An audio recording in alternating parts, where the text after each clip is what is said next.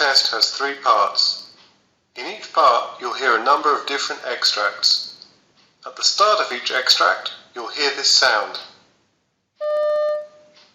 You'll hear each extract once only. Remember, while you're listening, write your answers on the question paper. At the end of the test, you'll have 5 minutes to transfer your answers onto the separate answer sheet. Part A. In this part of the test, you'll hear 2 different extracts. In each extract, a health professional is talking to a patient. For questions 1 to 24, complete the notes with information you hear. Now turn over and look at the notes for extract 1.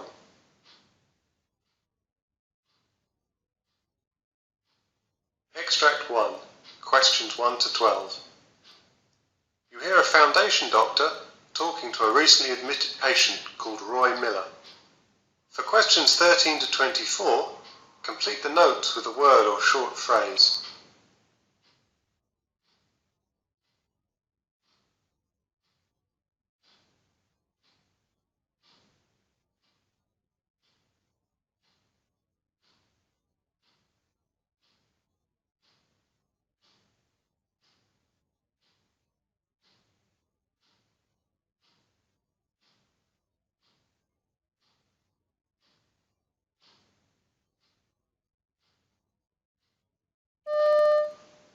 So, Roy, I see from your notes you've been admitted because of shortness of breath. Can you tell me more about that, please? Yeah, well, it started last week. I noticed that getting up the stairs was more of an effort, and I found that I had to pause on the way to catch my breath. Right. I did used to get a little out of breath, but it's definitely gotten worse. I normally manage to go shopping with my wife, and we walk to the shops and back. I generally have to have a little rest, but now everything is just taking me longer. I feel weary, you know? Mm-hmm. And I've got this cough. It's like a barking thing that I just can't shift. It's worse at night when I'm lying down and I get a bit wheezy. I'm just really tired because it keeps me awake for most of the night. My wife has been sleeping in the spare room because it's keeping her awake. I've also sort of been bringing things up when coughing. Without being too graphic, it's quite thick. It's a sort of dirty green color, I suppose. Right. It wasn't like that at the beginning of last week. It was just clear. But over the last couple of days, I've noticed it's changed color, and I'm coughing up a lot more. Mm-hmm. My wife was starting to get worried, so she made me an appointment with our doctor, and then he sent me here. Okay, right. Do you have any other symptoms? Yeah, I was really hot yesterday, and I thought it was because the heating was on, but my wife hadn't turned it on. Then the next minute I was shivering. I guess I'm feverish. It sounds like you've been really suffering. Have you got any other medical conditions? Well, I was diagnosed with this lung condition last year. I've forgotten the name of it. Hold on. Hang on, I'll get it. COPD, is that it? Yeah. Well, anyway, they told me that my lungs weren't working as well as they could be because I used to be a smoker. Right. But I quit about 6 years ago. To be honest, I think it was because I worked in the mines and it was really dusty. Either way, I've got it, and it makes me a bit breathless, but nothing like this. Right. And I also get gout from time to time, and I take something called allopurinol or something. I've also got arthritis in my knees, but that's just because of my age, so I just put up with that. You mentioned taking allopurinol. Are you on any other medication? Well, the doctor gave me inhalers, and I'm using those. I'm getting better at taking them because I found it a bit confusing at first. I've started to take my blue inhaler a lot more over this last week because I've been so breathless. I take the stuff I mentioned before, a statin for my cholesterol, and then the odd paracetamol when my arthritis starts to play up. I don't really like taking pills, but if it keeps me going, then it's worth it. Also, I'm allergic to penicillin. I get an awful rash all over my body, and it's so itchy whenever they give it to me. Don't give me any of that. We won't, Roy. You mentioned you live with your wife. Are you both managing at home? Oh, yeah. We still get around the town to get our shopping and see the family. The stairs are starting to get a bit much now, so we're thinking about moving into a bungalow, but we haven't started looking yet. Okay, that's good. Have you got any ideas as to what might be going on? Well, I think it might be a chest infection because it's just getting worse. I just want to start feeling better. Of course, Roy. It does sound like that might be the case, but we'll start doing some tests to make sure and begin treatment.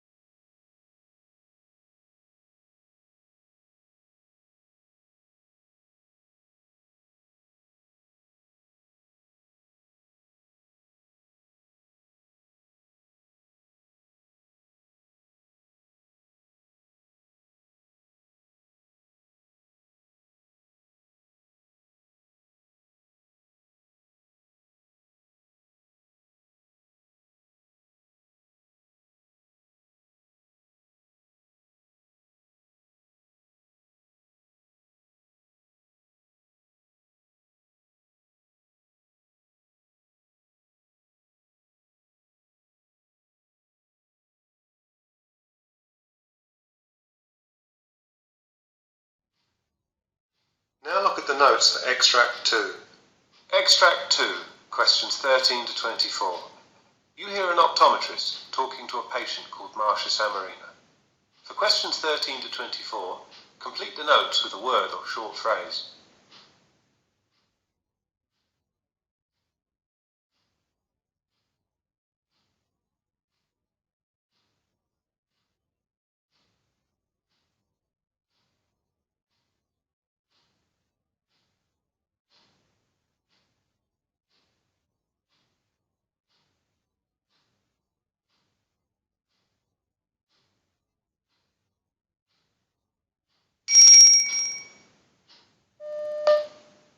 Hi, Marcia Samarina. I'm Dr. Colshaw. I understand that you've been experiencing some issues with your left eye. Yeah, that's right. Okay, are you able to tell me a bit about what's been happening? Yeah, sure. So last Friday was our office party, and so I was out quite late, and I'd had a couple of glasses of wine. Anyway, when I came home, I must have been a bit reckless taking out my contact lenses. I didn't notice anything then, but when I woke up in the morning, I had this pain in my left eye. It felt like there was something stuck in it. Also, I had a headache. I'm not sure if that's because I was straining my eyes. My eye was also watering loads, and it was kind of like what happens when you chop up onions. Anyway, I thought I'd just sort of keep blinking, and whatever was in my eye would work its way out. So, well, I did that for a bit, but I was getting more and more worried. I went to ask my roommate if she could see anything in my eye, and she said my eye was swollen, and she thought we should go to the hospital and get it checked out. So we went to the ED, and thankfully my roommate was able to get the day off work, so she drove me there. Oh, the pain was also so terrible that I couldn't concentrate. I don't know what I would have done without her help. Ah, okay. So what happened when you went to the hospital? So we waited around at the ED for a bit, and then I was seen by a GP. I told him about the pain and how I thought I had something stuck in my eye, so he opened my eye and tried to see if there was anything in there that shouldn't be. It must have been quite difficult for him to see anything, so he did a fluorescein eye stain test. Then he took me to a dark laboratory room to look into my eyes with one of those microscope things. And when he still couldn't find anything, he seemed to think it could be an infection. And that's when I started panicking. And after that, were you referred to an optometrist? Oh, yes, that's right. They sent me to this department after that, and the optometrist used some numbing eye drops on me. I was incredibly thankful to her for that. My eyes felt better very soon afterwards. And then she looked at my eye, and because I wasn't squinting from the pain anymore, she could see that there was a corneal abrasion. She said that I must have scratched it when I took my contacts out the night before. I see. So can you tell me how you've been treating your eye at home? Yes, she told me not to wear my contact lenses until this follow-up, and she prescribed me a couple of things. I'm using the antibiotic eye drops she gave me. I put those in the mornings and evenings, and the other thing she gave me is really horrible to use. It's a healing ointment, but it feels gross in my eye, so I just use it once a day. Unfortunately, they couldn't give me any of their pain relief to take home, so I've just been taking ibuprofen when it hurts. And how's your eye feeling now? Well, much better, thanks. It still hurts when there's bright light, though, and I wasn't sure if that was normal. The optometrist said it would take quite a while to heal, so I guess I need to hang on a bit longer. Yes, at this point it will most likely still be recovering. Do you mind if I take a close look at your eye now? If you can just take your glasses off.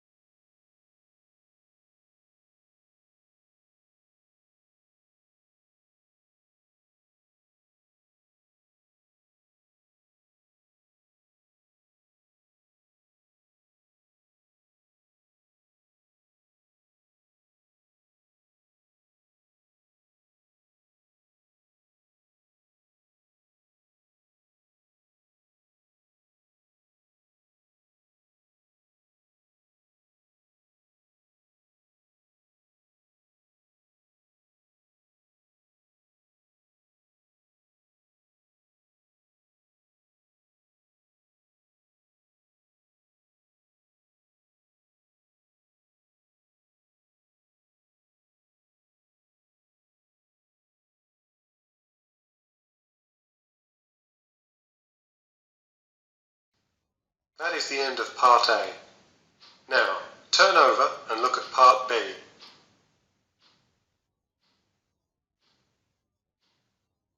Part B, questions 25 to 30. In this part of the test, you'll hear 6 different extracts. In each extract, you'll hear people talking in a different healthcare setting.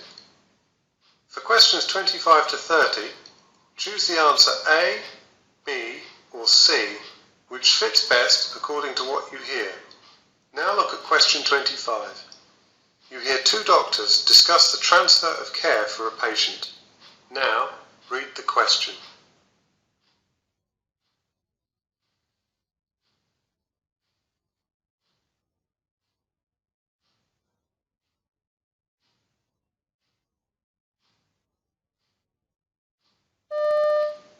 Hello, Dr. Salvos? This is Dr. Broderick from the emergency department. I'm calling you with regards to an admission to the hospital medicine service. Right, yes. Hello, Dr. Broderick.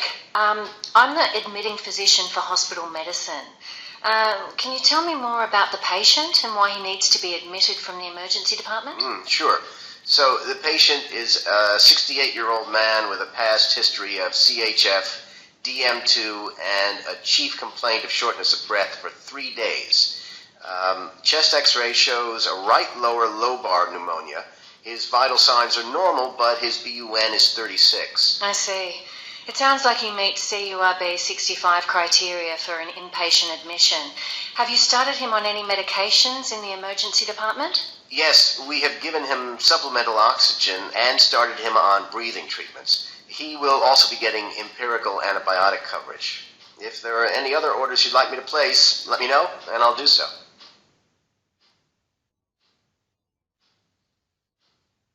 Question 26. You hear a speech pathologist talking to the wife of a patient who has recently suffered a stroke. Now, read the question.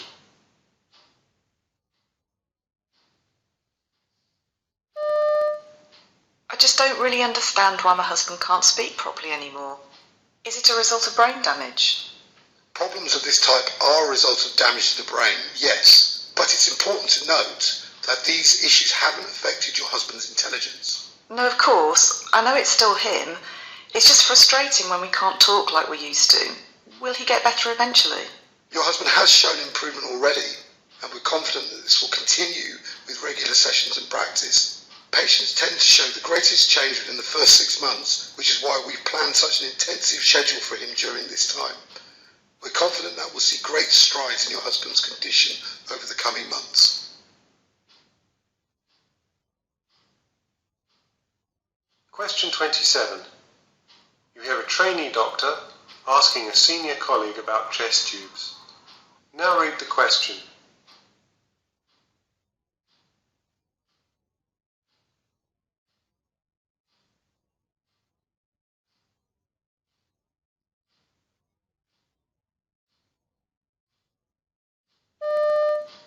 I'm still just a bit unsure about chest tubes. I was hoping you might be able to give me a bit more information. Okay, sure.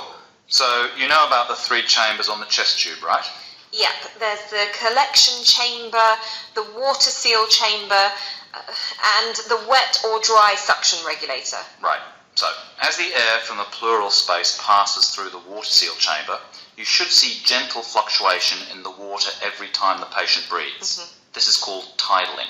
If you notice that tidling is no longer present, the tubing may be kinked or obstructed, or the patient's lung may have re-expanded. Okay. You should also make sure the chest drainage unit remains below the level of the patient's chest at all times.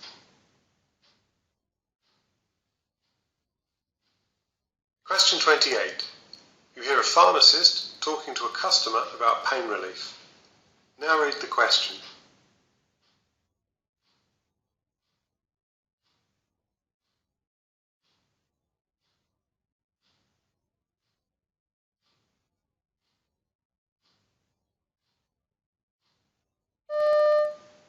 Hello, can I help you?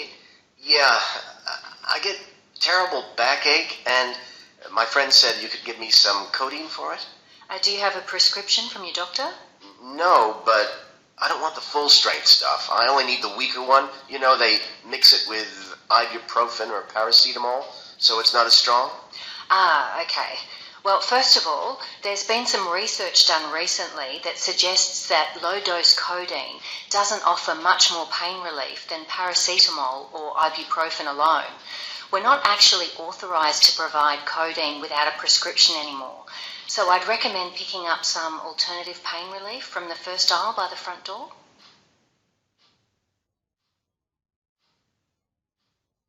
Question 29.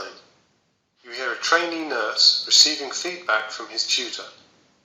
Now read the question.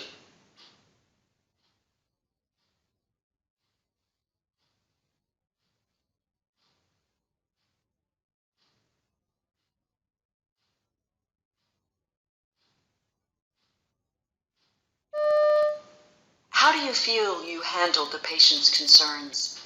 Well, I think I was okay. Maybe I wasn't as confident as I could have been. I'm still quite nervous about advising patients. I guess I just need more experience to gain confidence. Maybe, but I actually don't feel that was an issue for you. Do you think there's anything else you could have done for the patient during your examination? Well, you could perhaps have tried to be more reassuring rather than just stating the facts. Sometimes patients need to feel like their anxieties are being heard. Yeah, I actually think I did cover this with the patient, though. He talked through his concerns while I was examining him. Well, it's not enough for the patient to say they're feeling worried. You have to show that you're listening and reassure them that you're working with their best interests in mind.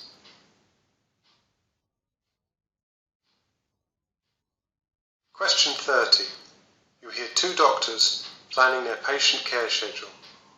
Now read the question.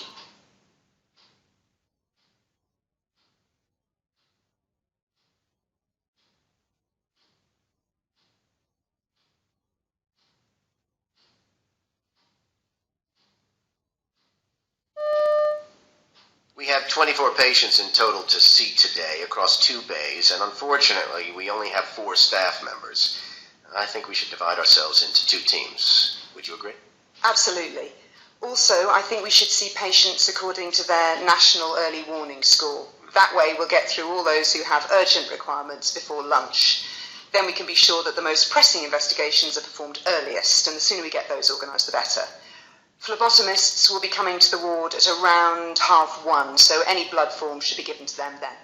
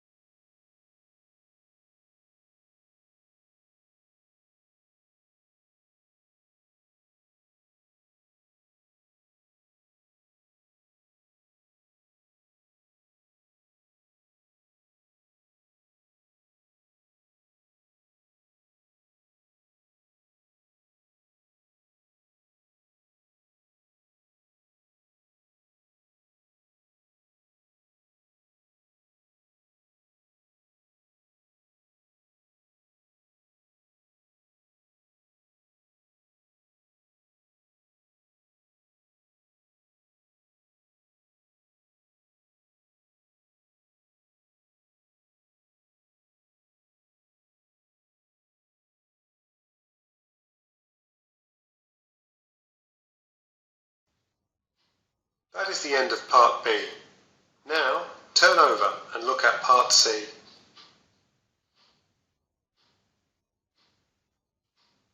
Part C, questions 31 to 42.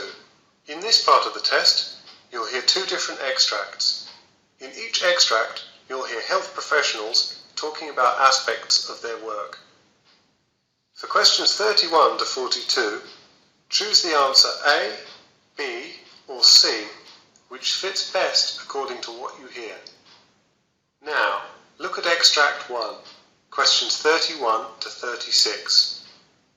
You hear an interview with a physician called Dr. Matthew Leach, who's talking about meningitis. You now have 90 seconds to read questions 31 to 36.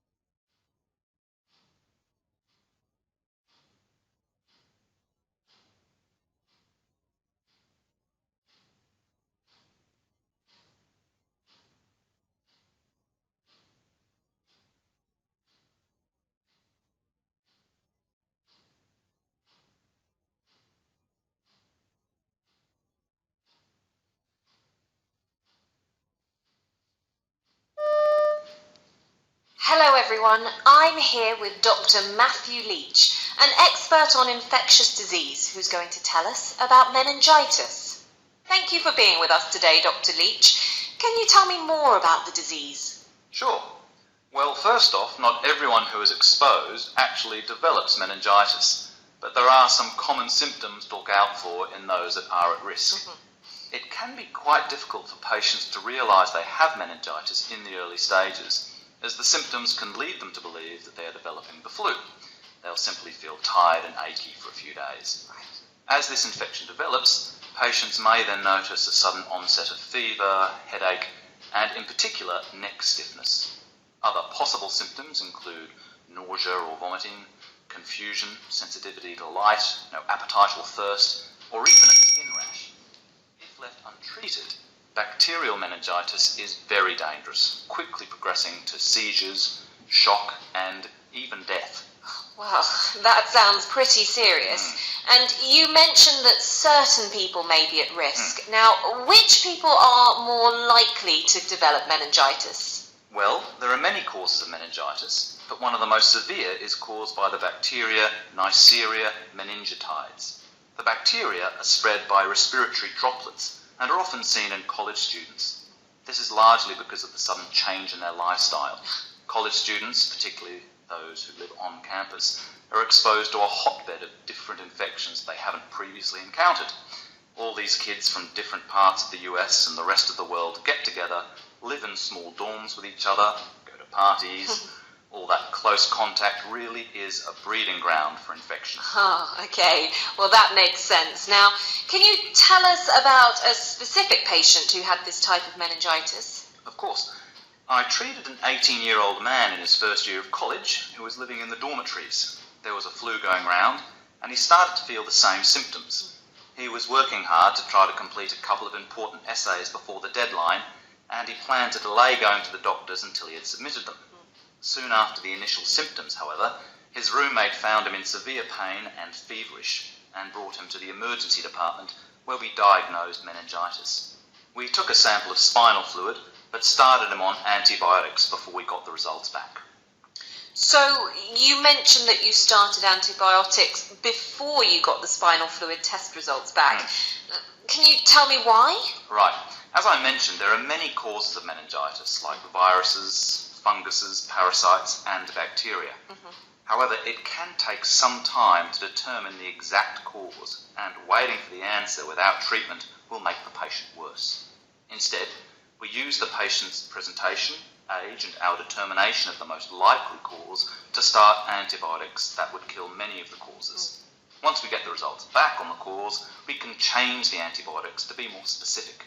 By doing this, we don't delay treatment and are able to reduce the chance of complications. Oh, right, I see. So, how is your patient doing now after being treated?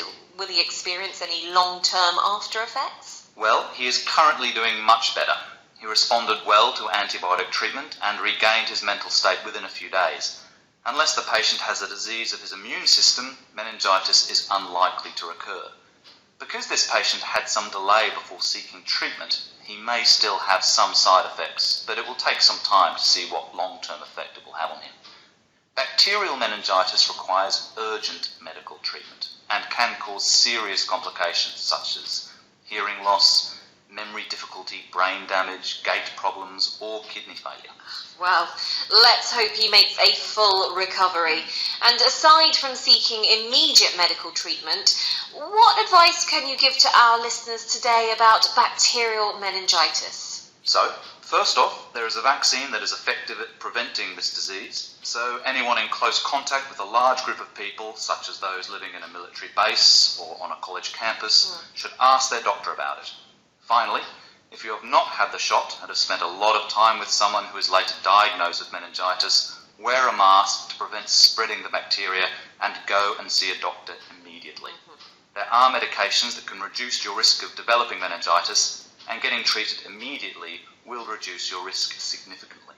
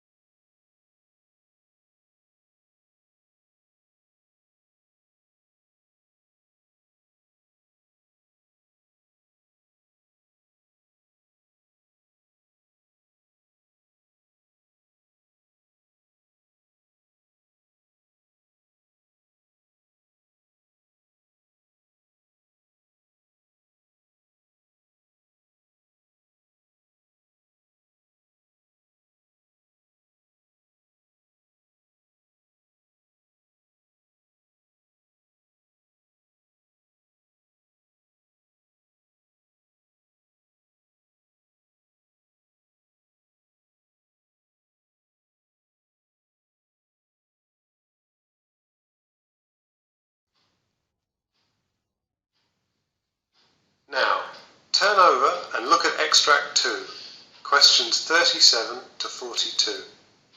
You hear a clinical psychiatrist called Dr. Evelina Horton discuss treatment for agitated patients in an emergency setting. You now have 90 seconds to read questions 37 to 42.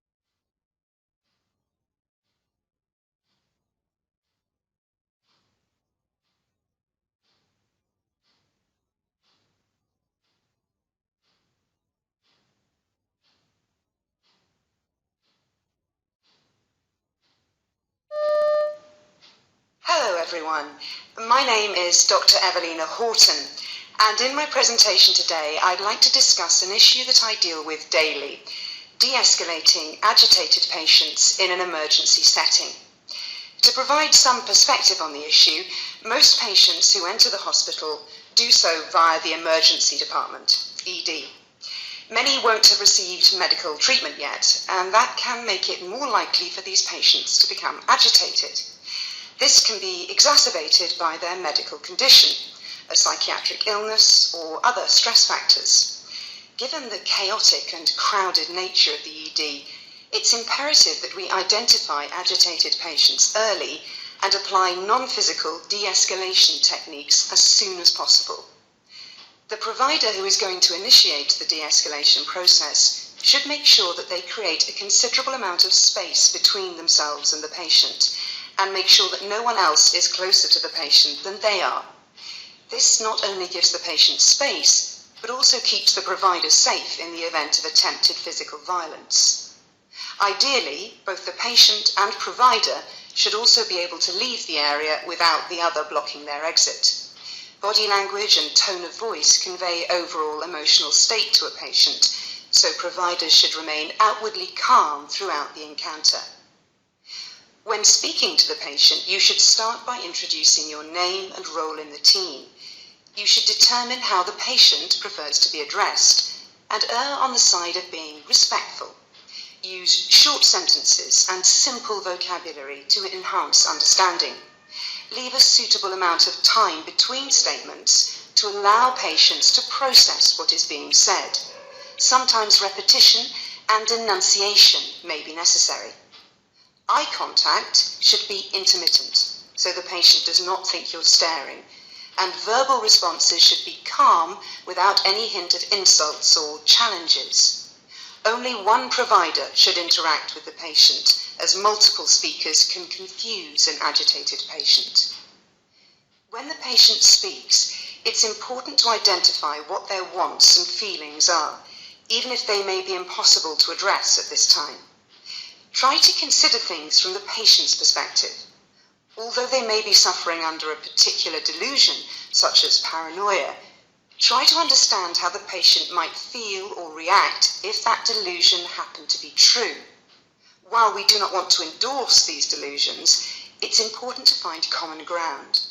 For instance, if the patient is agitated because they think they are being followed, the provider can agree with the general principle, saying something like, "I understand that your suspicion of other people can make it hard to get the treatment you need here." It is also okay for a provider to agree that while they may not be having the same experience as a patient with an obvious delusion, they can believe the patient is having that experience and reacting to it.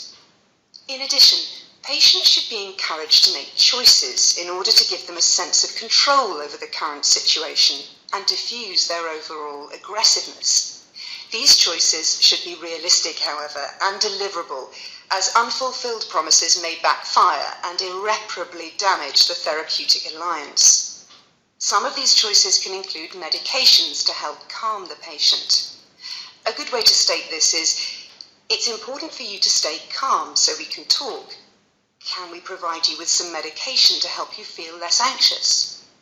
Offering patients a choice between different medications or routes of delivery may also provide a feeling of control to the patient. Lastly, when the crisis is over, a key technique is debriefing both the patients and staff on how the situation went. The patient, now calm, may be able to provide more insights on what they were thinking and how they were feeling at the time. The provider can discuss coping skills or alternative options in order to prevent another aggressive incident in the future. It is also important to talk to staff as well, to gain any third-party feedback on the provider-patient interaction, what was appropriate, what helped de-escalate the patient, and any other changes that could be made to ensure patient, staff, and bystander safety. These techniques can be applicable to a wide variety of patients in numerous settings. They're not just restricted to the emergency department. Our hope is that providers will be able to de-escalate patients safely and effectively without having to resort to the use of physical or chemical restraints, which should be considered only when all other approaches have failed.